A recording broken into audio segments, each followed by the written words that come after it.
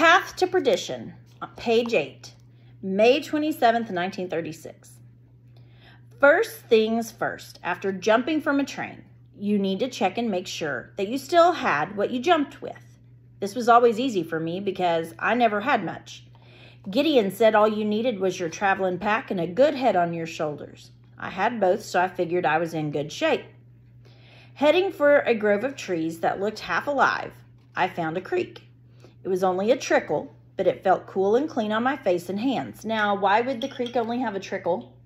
May 27th, 1936. Getting hot, and it's already dry because it's the Dust Bowl. It's the Dust Bowl. And why would she see a whole bunch of trees that look half dead? Because they don't have a whole lot of water. Dust Bowl. Yep. Heading for, oh wait, sorry, just read that. Now I could face the preacher I was to stay with for the summer. How my daddy ever got hooked up with a preacher, I can't say, as he's not a church-going man. Apparently, the preacher had taken in a wandering soul now and again, and Gideon had been one of them. In any case, Pastor Howard was expecting me, and no amount of dilly-dallying would change that fact. I hunted up a good fence-running stick and rattled it along the first fence I came to. So she's rubbing this stick along the fence. Gideon and I found that sounds filled up an empty quiet. When I was younger, we spent many a walking hour singing, making up rhymes, playing kick the can. Now the sound of stick on fence carried off into the trees, but it didn't fill my emptiness. For the first time I could recall I was alone. Maybe I'd try the rhyming. Gideon would start with a line, and then I'd come up with another that rhymed.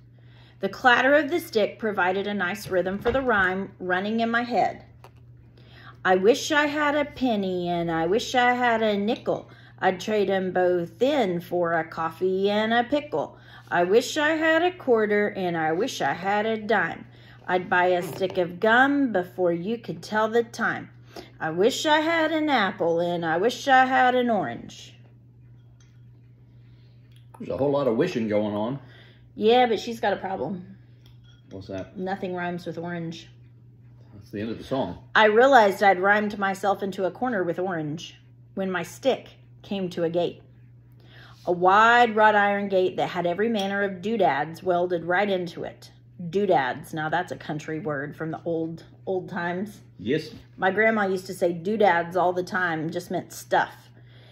Welded right into it. There were forks, there were kettles, there were horseshoes, even the grate off of an old potbelly stove welded right onto this gate. Meaning nothing goes to waste. Nothing goes to waste.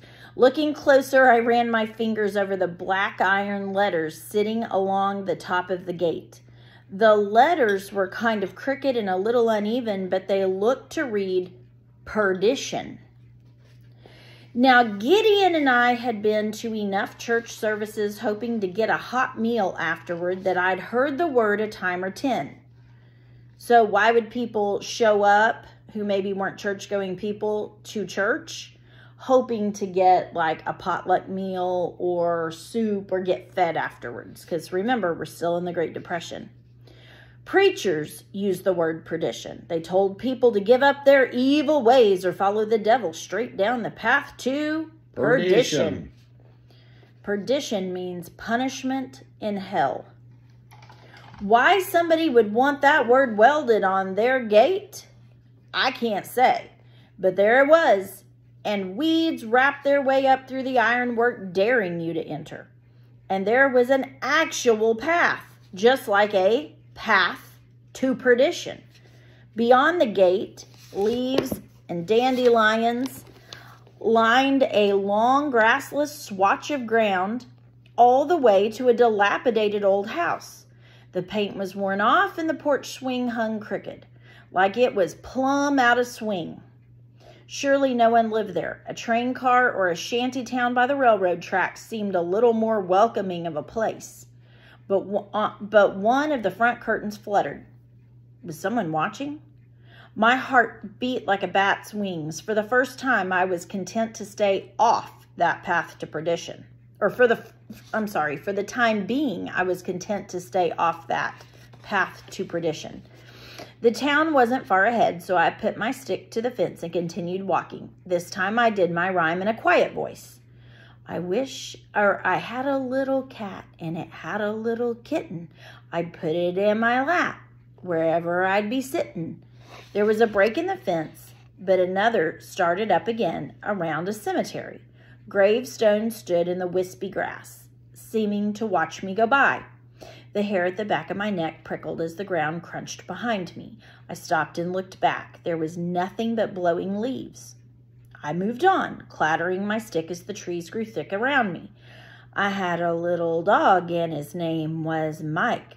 I always let him sit wherever he'd like. She's the original rapper. The branches clawed at me, and I stumbled on a tree root, landing hard on my knee. It was the knee that had gotten cut a couple months back. It had scarred over, but the stretched skin felt like it was still working at keeping things together. I massaged it a little and brushed the dirt off. There it was again. Maybe not a sound, but a movement. I held my breath, listening to the quiet, then continued toward lights at the edge of the trees. I once had a horse, and his name was Fred. He ran all day, then another loud crunch behind me, and then a man's voice. He dropped dead.